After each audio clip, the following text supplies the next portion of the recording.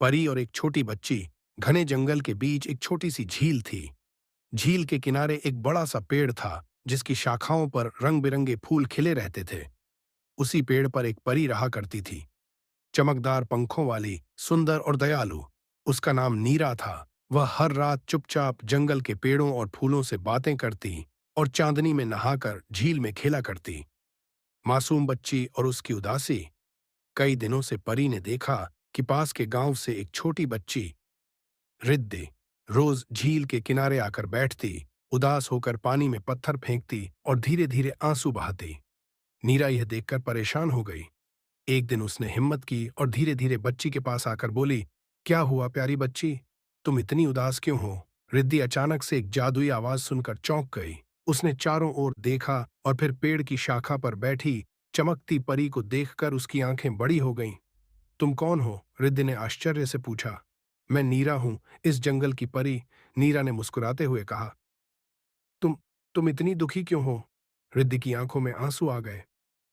मेरी माँ बहुत बीमार है और हमारे पास दवाई के लिए पैसे नहीं हैं। मैं कुछ नहीं कर सकती और मुझे डर लग रहा है कि कहीं मैं उन्हें खो ना दूं। परी का जादू।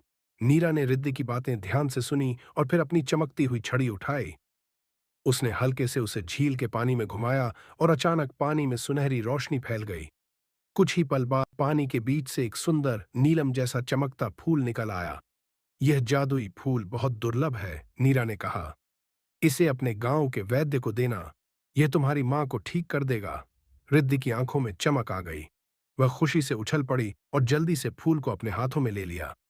सचमुच? मां ठीक हो जाएंगी? हाँ, नीरा ने प्यार से कहा। लेकिन याद रखना, जब भी तुम्हें मदद की जरूरत हो, बस झील के पास आकर मेरा नाम पुकार लेना। खुशियों की वापसी। रिद्धि दौड़ती हुई अपने घर गई और अपनी मां को वैद्य जी के पास ले गई। जैसे ही उन्होंने जादुई फूल को एक औषधि में बदला, मां की तबीयत धीरे धीरे सुधरने लगी। कुछ ही दिनों में वे पूरी तरह स्वस्थ हो गईं। रिद्धि की खुशी का ठिकाना नहीं था। वह तुरंत झील के पास गई और जोर से बोली, धन्यवाद परी नीरा। हवा में एक मीठी हंसी गूंजी और पेड़ की शाखाओं से एक सुनहरी चमक निकली, जैसे परी मुस्कुरा रही हो। उस दिन के बाद रिद्धि रोज झील के पास आती, लेकिन अब उदास नहीं बल्कि खुश होकर, क्योंकि अब उसे पता था कि उसकी एक जादुई दोस्त हमेशा उसके साथ है, परी नीरा।